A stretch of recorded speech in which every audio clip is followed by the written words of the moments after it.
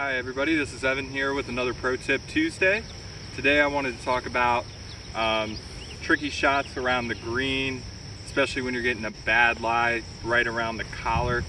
You might not feel comfortable getting a normal chip shot on this, afraid to hit it fat, hit it thin. Usually you'll run into this situation when you don't have a lot of green to work with.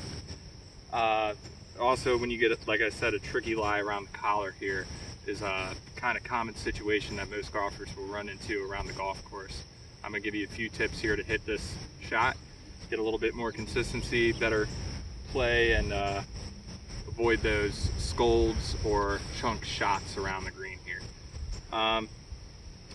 Now, a lot of people, they tend to use a putter for this. You could use the putter. You're probably going to get a little bit more inconsistency by doing so out of this shot. But I would say that in most situations it would be a safer play than to try and take a normal chip shot here. So let's give that a shot. Also, it's a little wet out here. An additional tip would be to use your ball marker to rest your clubs on so you don't get your grips wet. All right, let's try and putt the first one here.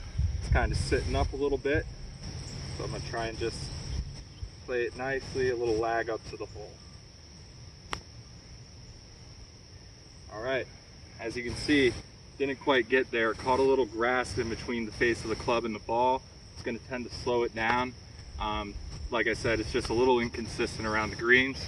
What some players like to do is use a hybrid or a fairway wood. When setting this up, you want to line it up similar to the way you would a putt, and also take a very similar stroke. You don't want to take a full swing or even a half swing. You're going to hit the ball, it's going to scold, go way too far over the green. So take your normal putting stance,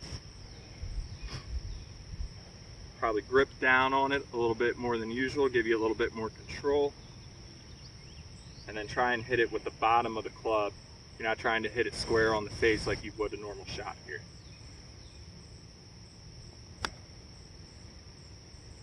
All right, a little better on that one. Now, what I personally like to use, what I get the most consistency with doing, is using the leading edge of a wedge and then hitting it just like you would a normal putt. This is going to take a little bit more practice to get used to. You always want to try and make sure you're hitting a consistent spot on that leading edge. I like to hit a little bit more off the toe side. Let's give that one a little try here.